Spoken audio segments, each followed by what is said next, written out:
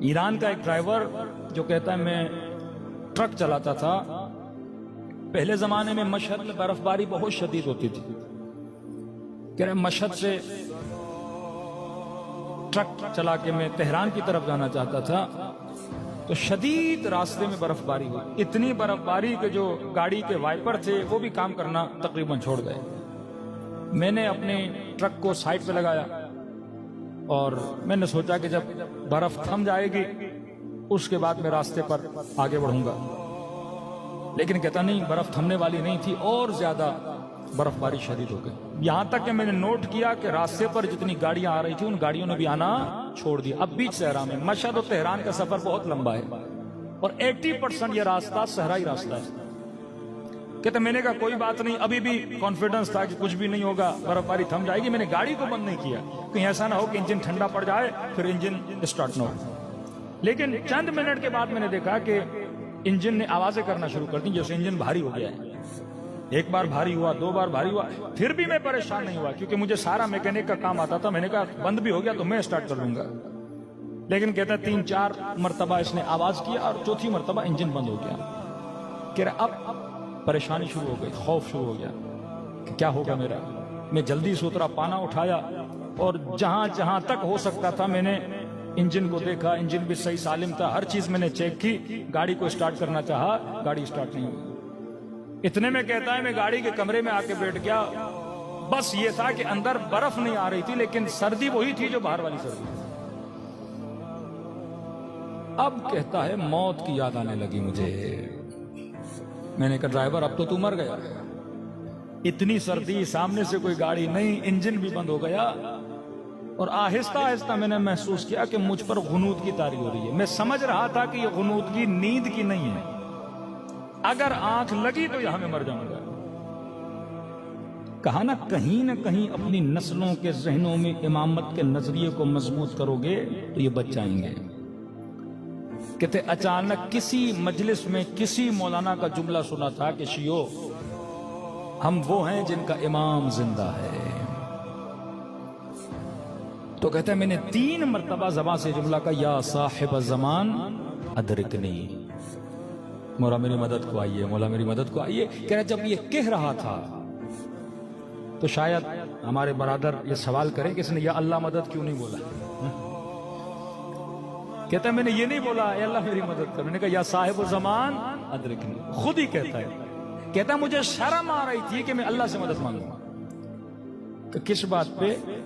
کہتا ایک تو میں نماز کا پابند نہیں تھا، دوسرا یہ میرے اندر ایک گناہ کبیرہ کی بیماری تھی۔ تو اللہ بھی تو بولے گا نا اب جب مشکل میں آئے ہو تو ابھی میرا نام لے رہے۔ تو میں نے کہا امام زمانہ کی آبرو ہے اللہ کے دربار میں، تو امام سے توسل کیا کہ مولا میں بہت گنہگار ہوں، آپ سے توسل کر رہا ہوں کہ اللہ کے دربار میں وسیلہ بن جائیں تاکہ میرے اوپر کوئی رحمت آ جائے۔ اور میں نے وعدہ کیا کہ آج کے بعد نماز کی پابندی کروں گا، اور وہ گناہ جو میں ممبر سے بتا نہیں سکتا، جو بہت قوی گناہ کی عادت تھی اسے، اس گناہ کو میں کیا کروں گا، ترک کر دوں گا۔ کہتا ایسے ہی اپنے خیالوں میں سوچ رہا تھا کیا ہوگا، بچوں کا کیا ہوگا، مر جاؤں گا کیا ہوگا، چھوٹی بچی تھی میری اس کا کیا ہوگا۔ انسان جب موت کو دیکھتا ہے تو یہی خیالات اس کے ذہن میں آتے ہیں۔ کہتا اتنے میں نے دیکھا اس شدید برف باری میں ایک شخص آ رہا ہے اور ہاتھ میں پانا ہے۔ کہتا میں نے یہ سمجھا کہ آگے کسی کی گاڑی خراب ہوئی ہے اور وہ مدد مانگنے کے لیے آ رہا ہے۔ تو میں نے اپنا شیشہ نیچے کیا، میں نے کہا جی آپ یہاں پہ کیا کر رہے ہیں؟ انہوں نے کہا آپ کیوں کھڑے؟ میں نے کہا میری گاڑی خراب ہو گئی ہے۔ کہا ٹھیک ہے میں آپ کی گاڑی کو دیکھتا ہوں۔ میں نے کہا میں خود میکینک ہوں، سب کچھ دیکھ لیا۔ کہا نہیں ہم بھی تھوڑا دیکھ لیتے ہیں، جب میں کہوں تو اسٹارٹ لگانا۔ کہتا ہے واللہ میں نے نوٹ کیا کہ جب اس نے انجن کے اوپر صرف اس نے اپنے ہاتھ رکھے، یہاں تک کہ اس نے کوئی پانا وانا بھی نہیں لگایا، نہیں، صرف اس نے ہاتھ رکھے اور مجھے کہا کہ کیا کرو، اسٹارٹ کرو۔ کہتا ہے یہاں میں نے اسٹارٹ کیا، میری گاڑی کیا ہو گئی، اسٹارٹ ہو گئی۔ وہ پلٹ کے واپس آئے، لیکن میں نے کہا کہ دیکھیے یہ گاڑی پہلے بھی اسٹارٹ تھی، بند ہو گئی، اس کے اسٹارٹ ہونے کا فائدہ کیا؟ یہ پھر 10 کلومیٹر آگے جاؤں گا پھر بند ہو جائے گی۔ انہوں نے کہا نہیں اب بند نہیں ہوگی، یہ تجھے اپنے مقصد تک پہنچا کر رہے گی یہ گاڑی۔ میں نے کہا آپ کو کیسے یقین تھا؟ میں کہہ رہا ہوں نا اب یہ تمہاری گاڑی بند نہیں ہوگی، مقصد پہ جائے گی۔ تو میں نے کہا کہ اے بزرگوار آپ اتنی سردی میں کھڑے ہیں، آئیے میری گاڑی میں بیٹھیے، میں آپ کو آپ کی گاڑی تک پہنچاؤں۔ کہا نہیں، کوئی ضرورت نہیں ہے۔ کہا آپ کی گاڑی خراب ہے، ذرا اس کو ٹچنگ کر کے یہاں سے لے جاتے ہیں۔ کہا اس کی بھی ضرورت نہیں۔ کہا میں آپ کی کوئی خدمت کر سکتا ہوں؟ کہا ہمیں کسی خدمت کی ضرورت نہیں۔ کہا اس وقت میرے جیب میں پیسے بہت تھے ڈرائیور صاحب، میں نے کہا آپ کو جتنے پیسے چاہیے جو میرے جیب میں آپ کو دوں گا، میں بغیر شکریہ کہ آپ کو کیسے جانے دوں؟ آپ نے میری جان بچائی، اتنی سردی میں اگر کوئی نہ ہوتا میں مر جاتا۔ کہا نہیں، ہمیں پیسوں کی بھی ضرورت نہیں ہے، اپنے پیسے اپنے پاس رکھو۔ میں نے کہا کچھ تو کروں میں آپ کے لیے، بتائیے میں کیا کر سکتا ہوں آپ کے لیے، آپ نے جان بچائی ہے میری۔ کہا کچھ نہیں، بس جو دو وعدے کیے ہیں نا مجھ سے، ان وعدوں پہ عمل کرو۔ کہا بس یہ کہنا تھا، وہ میری آنکھوں سے اوجھل ہو گئے۔ یہ ڈرائیور کہتا ہے میں گاڑی سے اترا، کبھی ادھر دوڑوں کبھی ادھر دوڑوں، کبھی گاڑی کے پیچھے جاؤں لیکن مجھے نظر نہیں آتے۔ کہتے ہیں گاڑی اسٹارٹ کی، وہاں سے لے کر گھر تک میرے آنسو نہیں رکے کہ میں کتنا بدبخت تھا، میرا امام زمانہ کھڑا تھا لیکن میں نے اپنے امام زمانہ کو پہچانا نہیں۔